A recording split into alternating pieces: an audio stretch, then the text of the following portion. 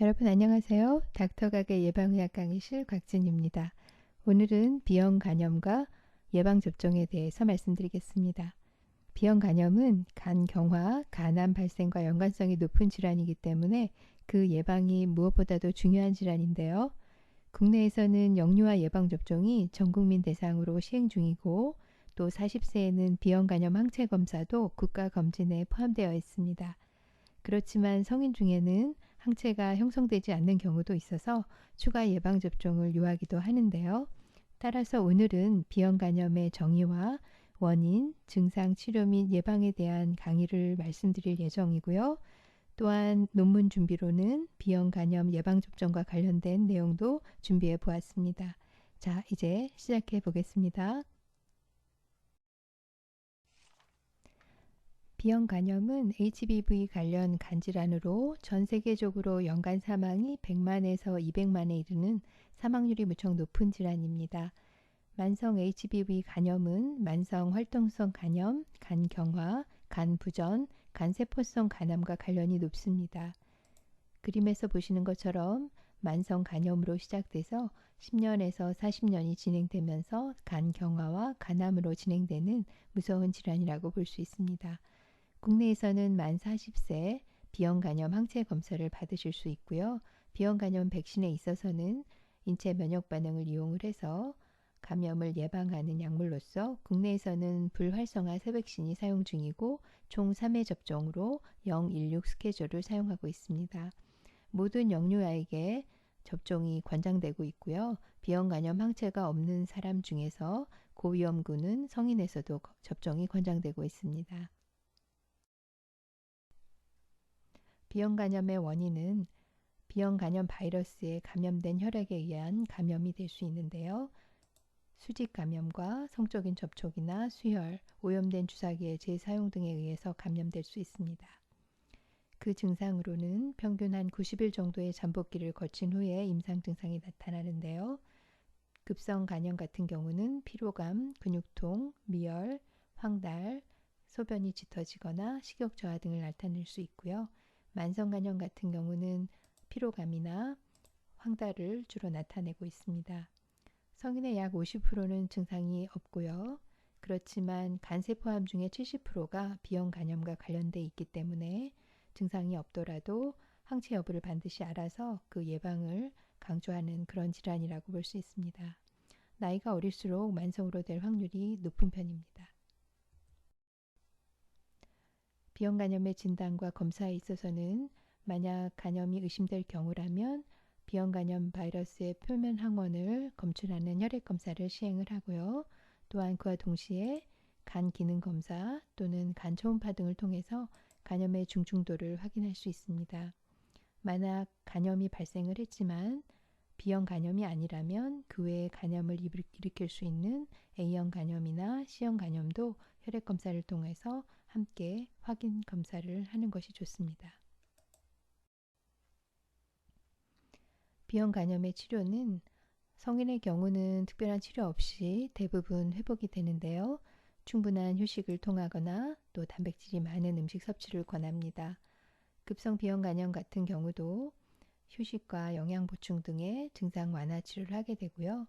만성 간염은 간을 보호하기 위해서 항바이러스 치료를 시작합니다. 심각한 경우라면 간 이식을 생각하는 경우도 있습니다. 회복된 후에는 표면 항체가 체내에 형성돼서 B형 간염에 대한 면역이 생기기 때문에 평생 동안 간염 바이러스에 대한 면역력이 생긴다고 볼 수 있습니다. B형 간염의 예방에 있어서는 만약 산모가 B형 간염이 걸린 상태라면 출산 전에 B형 간염 백신을 맞고요. 면역 글로불린을 투여하게 됩니다. 또한 모든 국민이 B형 간염 백신 주사를 접종해야 돼서 우리나라 같은 경우에 영유아 예방접종에 포함되어 있습니다. 백신의 종류는 B형 간염 백신은 국내의 경우는 불활성화 새백신을 사용하고 있고 외국 경우는 A 간염과 B형 간염을 혼합한 백신도 시판되고 있지만 국내에서는 아직 시판이 되고 있지는 않습니다. 자, 오늘 소개해드릴 논문은요. 일반적으로 성인에서는 비형간염 예방접종 스케줄이 016, 즉 처음 맞고 한 달 후에 맞고 6개월 후에 맞는 스케줄로 이루어져 있는데요. 그 항체 형성률은 약 한 90% 정도에 이릅니다. 그렇지만 빠른 예방을 요하는 고위험군이라든지 또는 환경적으로 위험이 노출된 풍토병 지역을 여행하는 여행자라든지 이런 대상자를 위해서는 012 스케줄을 적용해 볼 수 있는데요. 이 논문에서는 accelerated schedule이라고 표현을 했죠. 따라서 그 012 스케줄을 건강한 성인을 대상으로 지금 시장에서 시판되고 있는 비형간염 예방접종 약물을 대상으로 비교 시험한 연구 논문이라고 볼 수 있습니다. 연구 디자인은 코호트 연구였고요. 임상 연구로는 사상 연구에 해당이 됩니다. 연구 종류별로 1상, 2상, 3상, 4상이 있다고 지난 시간에 말씀드렸었는데요. 아시다시피 사상 연구는 이미 시판된 약물을 대상으로 그에 관련된 연구 논문이라고 보시면 되겠습니다. 대상자는 비형간염 항체가 없는 18에서 45세의 건강한 성인 남녀를 대상으로 했고 400명이 해당이 됐습니다. 연구 방법으로는 012 스케줄로 4종류의 비형간염 예방접종을 실시한 후에 각각의 안정성과 면역 생성률을 비교 분석했습니다. 그 방법으로는 세로프로텍티브 레이트하고 GMR을 측정을 통해서 이루어졌습니다. 그래서 연구 결과를 보시면 플로우 차트를 통해서 연구 과정을 보여주고 있는 표입니다.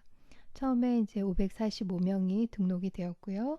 여러 가지 이유로 145명이 누락되었습니다. 그 중에서 400명이 각 그 상품 하나당 100명씩 할당이 되었고요.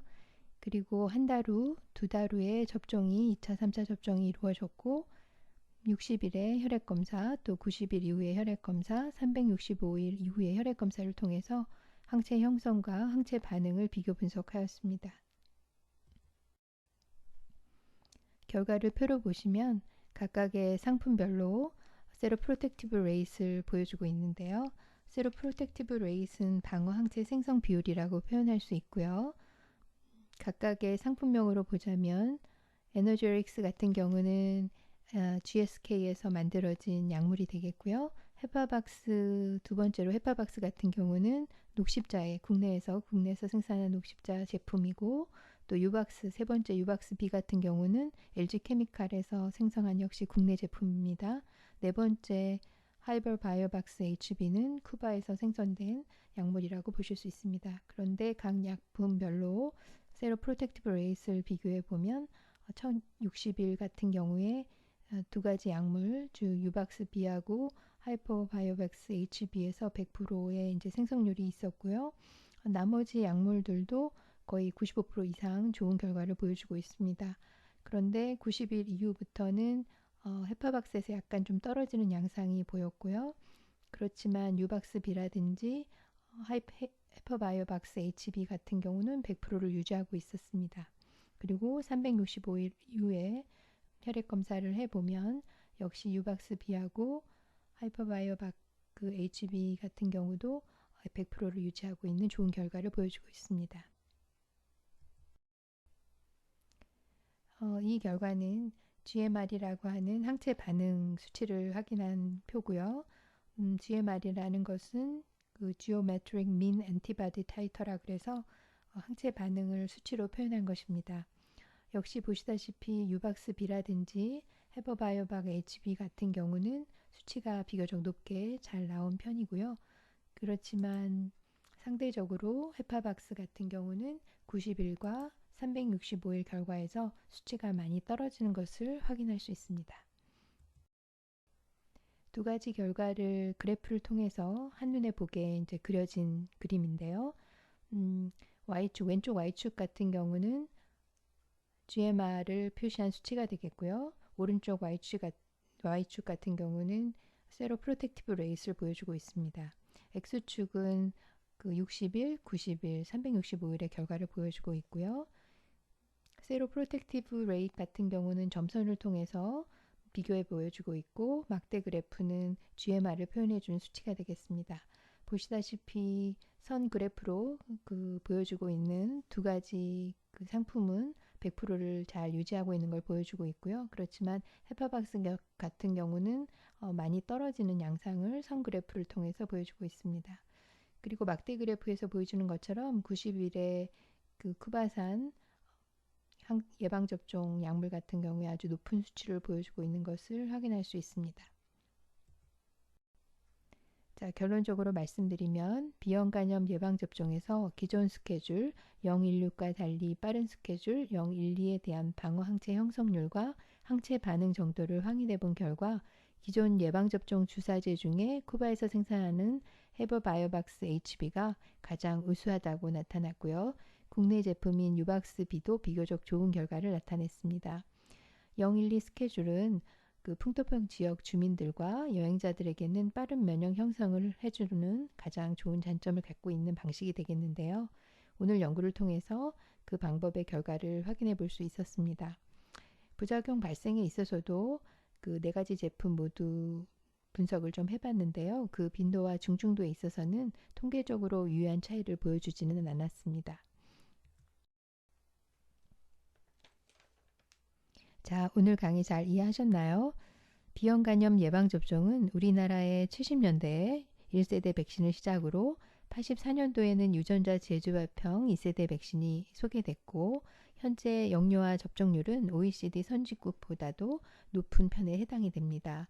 그렇지만 일부에서는 항체 형성이 안 되는 경우가 있기 때문에 성인이 돼서도 반드시 항체 형성 여부를 꼭 확인해 보시기 바라고 항체 형성이 되지 않았다면 추가 접종을 하시기 바랍니다. 자, 오늘 강의 경청해 주셔서 너무 감사드리고요. 다음 시간에 또 찾아뵙겠습니다.